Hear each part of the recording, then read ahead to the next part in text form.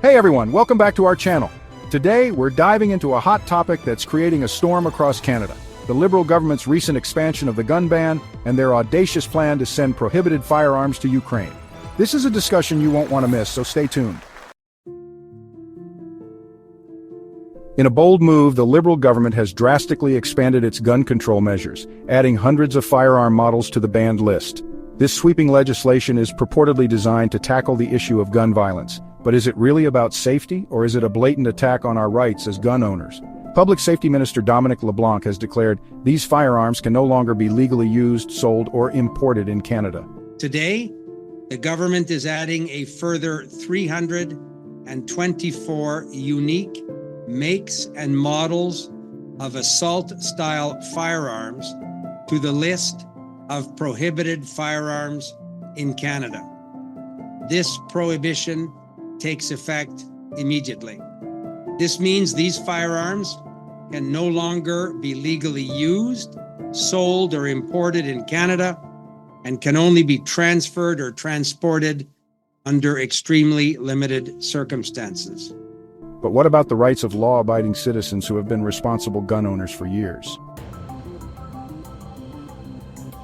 When will Justin Trudeau learn that gun violence isn't committed by law-abiding Canadian citizens who have purchased their firearms legally?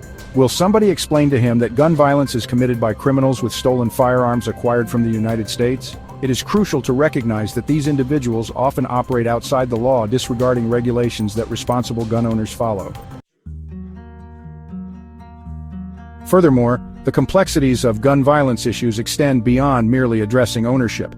They involve socioeconomic factors, access to mental health services, and community support systems that need to be strengthened. Ignoring these realities only perpetuates a cycle of misunderstanding and miscommunication regarding responsible gun ownership and the actual sources of crime in our society.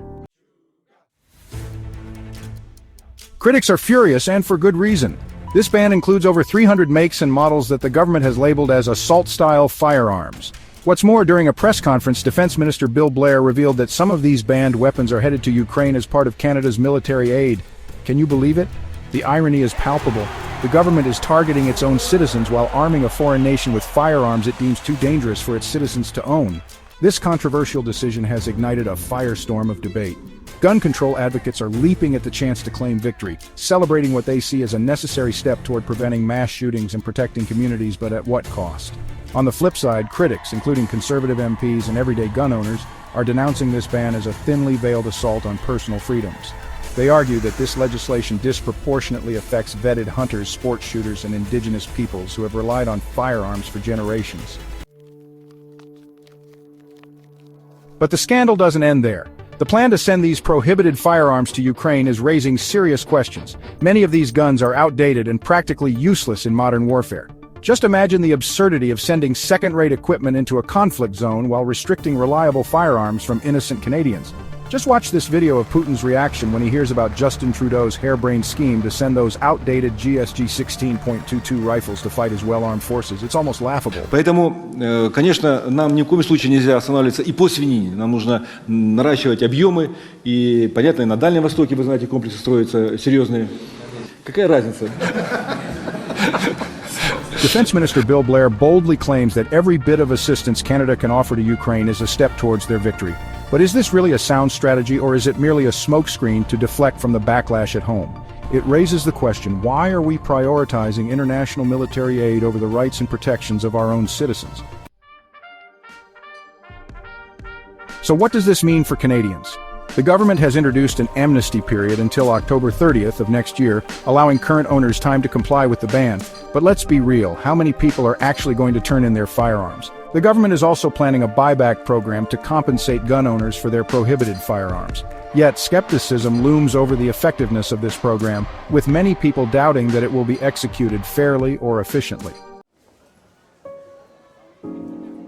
To wrap this up, the Liberal government's expanded gun ban and its plan to send prohibited firearms to Ukraine is more than just a complex issue.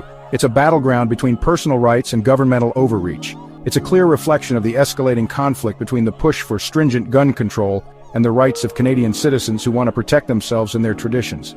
As always, we're dying to hear your thoughts.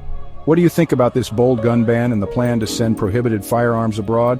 Is this a decisive step towards safety or an outrageous affront to the freedoms of law-abiding Canadians? Speak your mind in the comments below. Thanks for tuning in. Don't forget to like, share, and subscribe for more fiery discussions on the issues that matter. Until next time, stay informed, stay engaged, and most importantly, stay free.